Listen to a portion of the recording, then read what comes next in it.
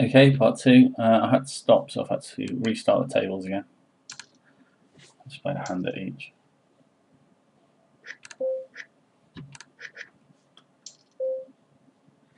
I can open suited ace, I think, then.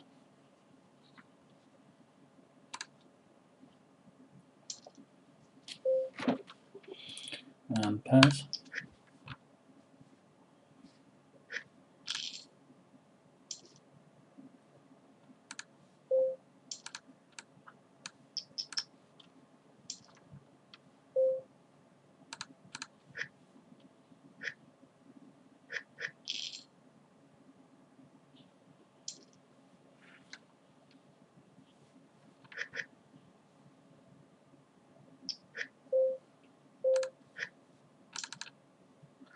I did actually look during the break then what this guy raised, got the money in before with. I don't know if you remember, it was the ace-10 hand.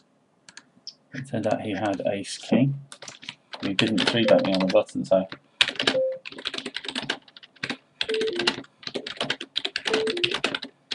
that's a pretty good note to take on him that he doesn't raise ace-king on the button. So his range must be very polarised. So he probably only raises aces and kings on the button, and all the rest is junk.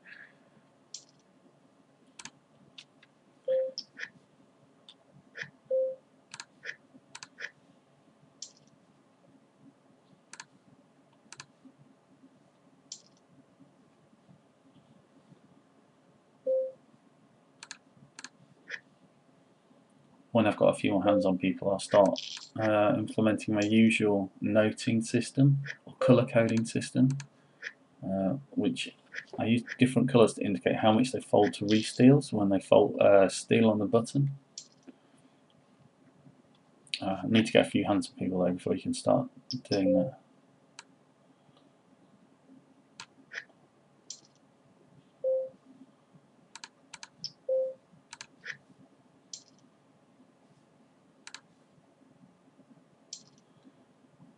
Three bets me with 8. Making a 3-bet's very big. The thing is, when you 3-bets that big, it just means that you can't really fold. You can't be bluffing. Saying that, it doesn't necessarily mean he's ahead of my 8s, but I think I've just got to let it go. If he makes it so big, then just there's no point a 3x there. Bear in mind his half stacks would have been just as effective. Sorry, $3 or $3.50 would have been just as effective.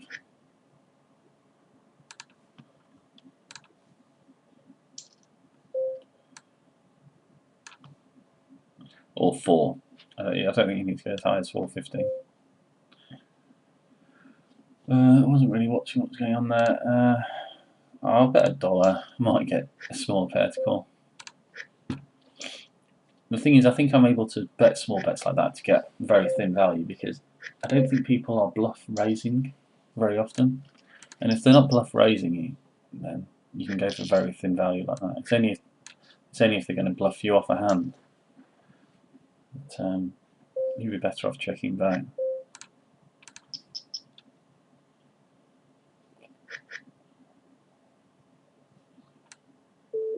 I'll just call now. Position looks like it's opening pretty wide.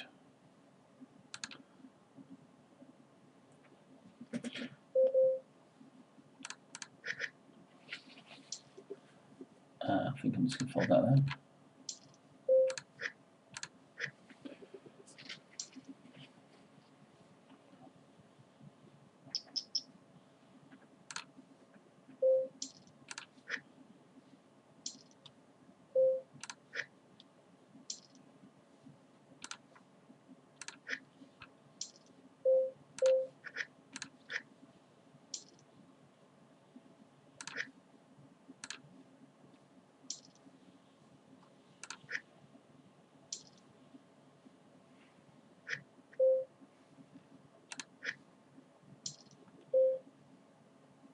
I think I'm just going to let that one go.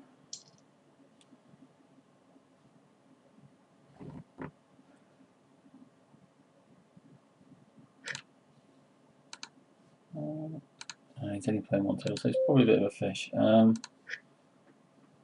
He's a bit of fish. I don't think he's opening that loose, so I think I could probably set mine up there. I'm going to check raise this flop. No, I'll check raise this 10. Actually, I think it would have probably been better if you'd have bet just to check call, actually. And when I'm going to make this pretty big, because I want to make quite a big river bet if he calls me.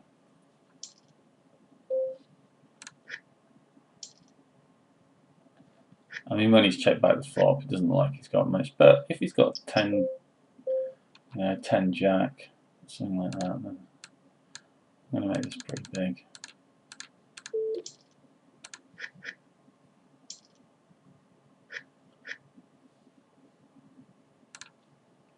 And I'm not going to love it if he shoves. Possibly has a straight bet.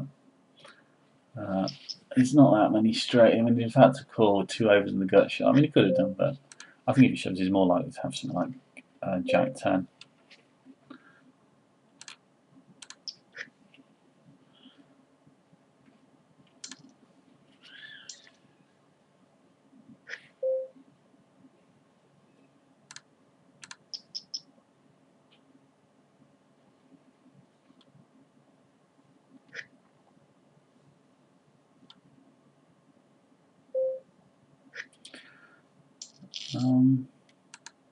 I'm not sure how loose they're calling me off here. I think I'm just going to check that in the multi-way pot. He's donked out here. Oops, this is top one. I think when he donks out, he's donked out in a multi-way pot like that. I think I'm just going to give up on that one. If this was just if this guy wasn't in the pot, I would definitely raise. But as he's in, I think I'll just fold. Because he can act behind me and do something as well. So if someone donks out, then quite often it's weak. If a fish donks out anyway, it's weak. I don't know whether this guy is or not, but I'll just quickly see what he's got.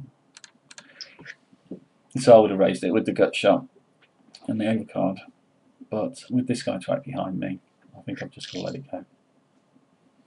Because if I just... Yeah, I mean, he did only have... But he had the... yeah, he only had the queen. So if I'd have raised it, he'd have probably folded. And this guy would have probably called, but then I would have been ahead. So it probably would have been the right thing to do. But it's difficult with someone else in the pot. If he hadn't have been in the pot, this guy, I would definitely have raised.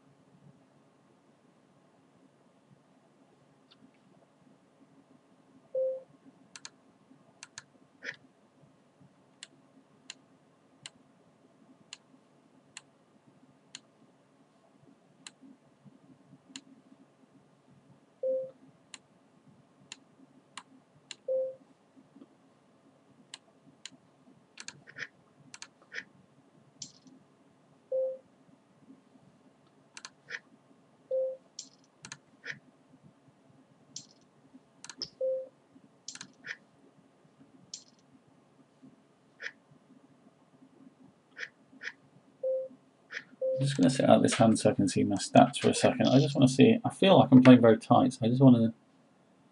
I think this one is a raise. 25-21. I'm only 3-betting 3%, so it's probably good to know how they perceive I'm playing.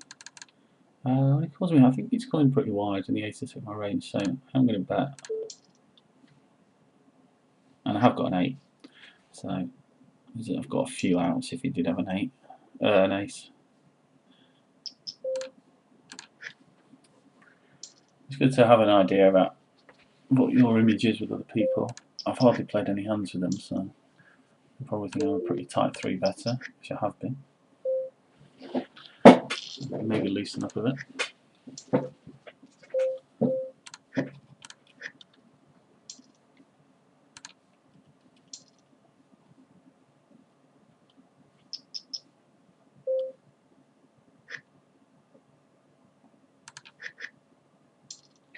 as I've said before, I quite like just calling into min button steals with pairs, low pairs.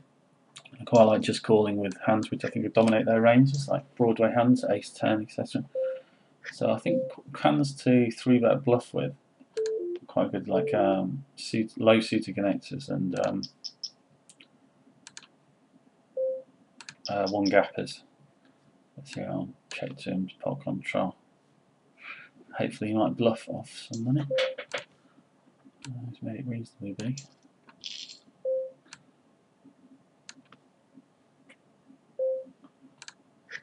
If he checks, I'm going to make it small here.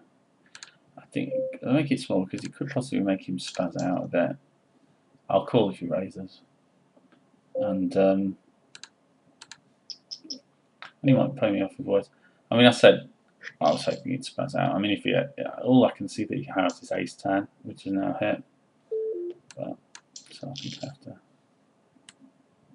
Oh, he had the solid nuts.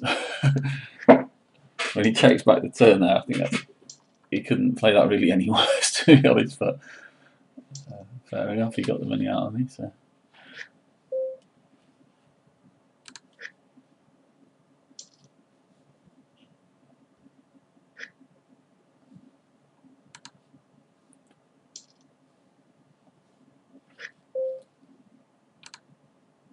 I'm not sure how many other people they were betting small to induce in that situation. So. I don't think he could have banked on it at all when he checked back the turn.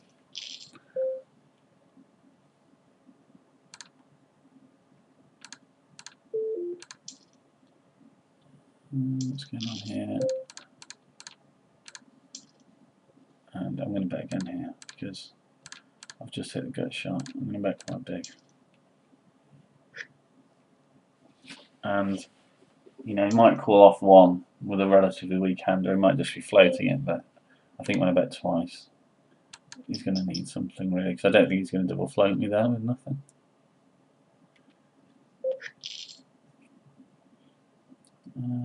This guy's opening a lot, so I think I'm going to squeeze this, because I think this guy's a fish. So.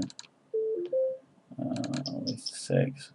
Hopefully this guy will fold, this guy calls, and then we can play a pot in position against the fish. And he did call. I'm going to make this about 8, and I'll leave 18 behind, 28 in the pot, so we can shove any turn. I'll make it 750. I'm going to shove any turn if he calls.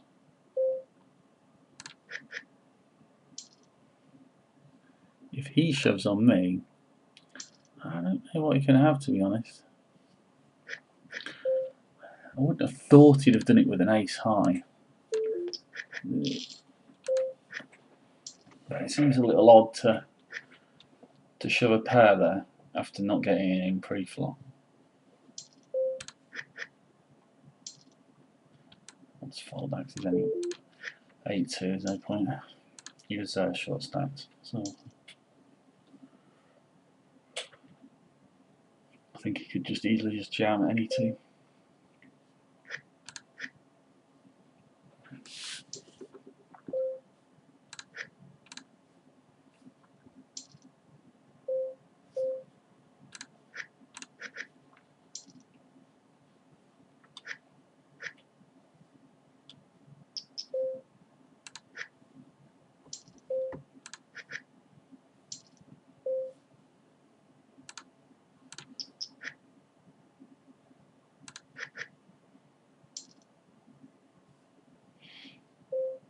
It's 3-betting pretty big. I mean, he just doesn't want to call there at all, does he?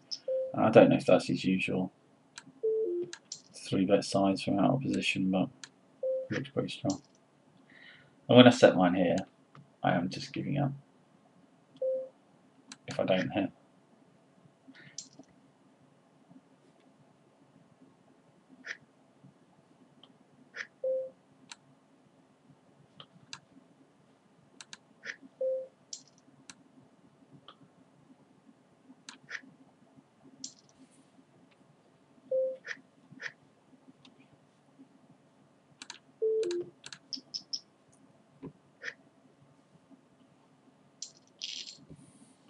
I thought he called me pretty wide.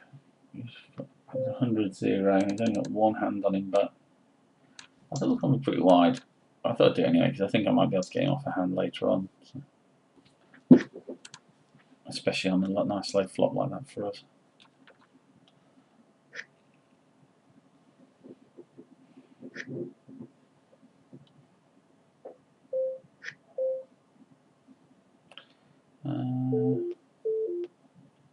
I think I'm tempted to ISO the fish, but I think it's 7-6. I'm just going to let it go. And here I'm going to bet for value. It's a low flop. I think he calls me with, tends to call me with bigger hands, but not massive pairs. So I think I'm probably ahead. Which is also when he raises me, I think he's on the draw. So I think I'm going to re-raise this, and if he shoves, I'm going to call.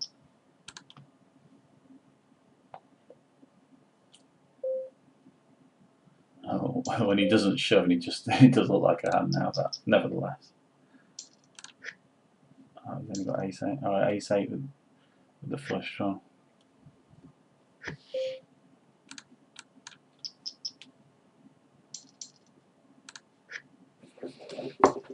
I think there's as many hands it could have there, really.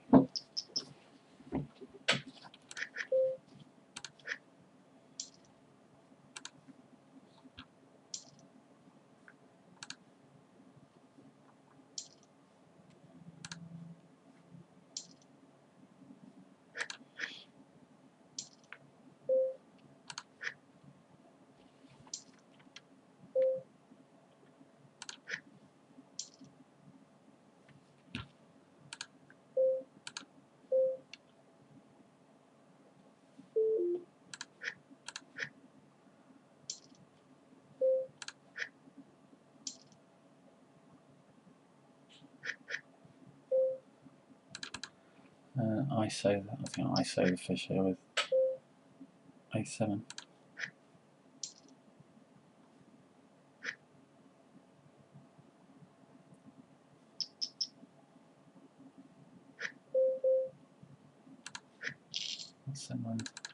When he donks out, I think I'm going to raise. And I'm going to bet here, just make it just over half pot.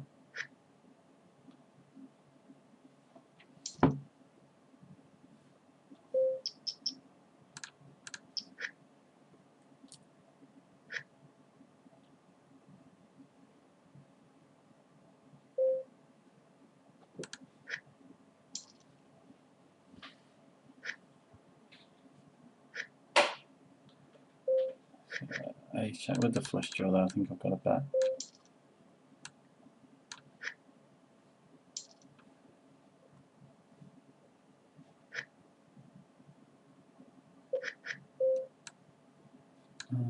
Let's fold that one, I think.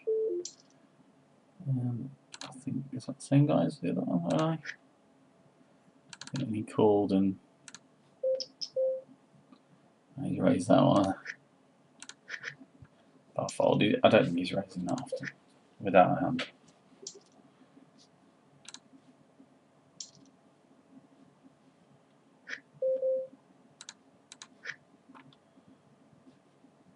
And I 3-bet this one.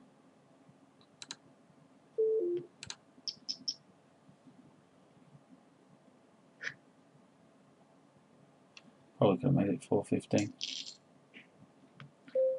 It's a nice flop, so I'm going to bet small. I'm just going to go 450 here. I mean, it is a bit obvious. I don't know how good he is. He wasn't full stack, so.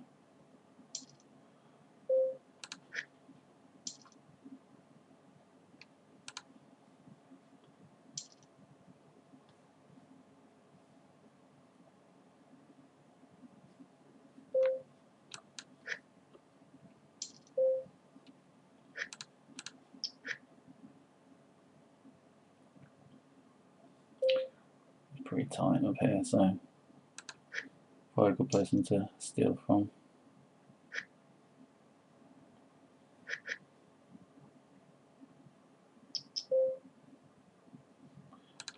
And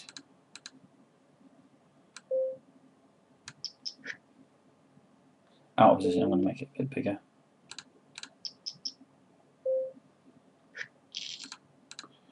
I think he's calling really wide. I think he's calling with it an awful lot there.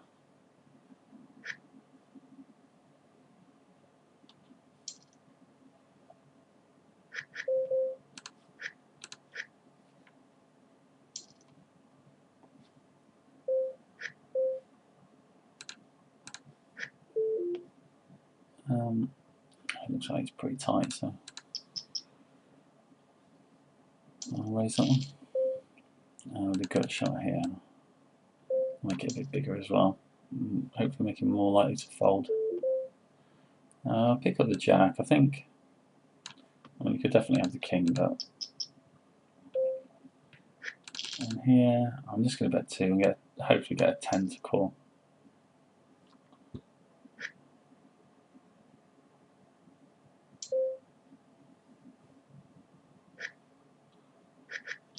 I'm just going to fold my 5s there.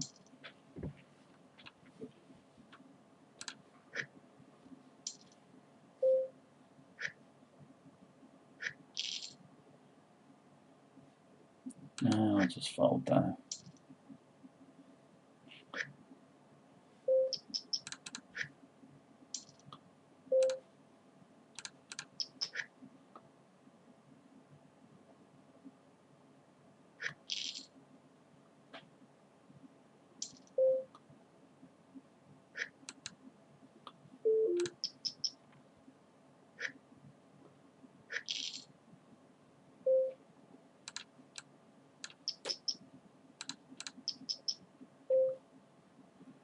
The king, I think I can bet to try and rep it. When I pick up the open ender here, I'm going to bet and make it a bit bigger as well. And if he calls, I'm going to bet the river. He's called behind. I still don't particularly like my odds there. So. And when that comes, I think I'm going to bet. I'm just going to bet. I'm going to bet relatively big as well, actually. Not massive, but pretty big. I mean, unless he picked up the flush draw on the turn, I'll be surprised if he's got much more on the king. So maybe I should have made it a bit smaller actually to get a call out of a king, but you know, maybe when I'm making it a bit bigger, it looked as if I could have been trying to bluff him off a king. So.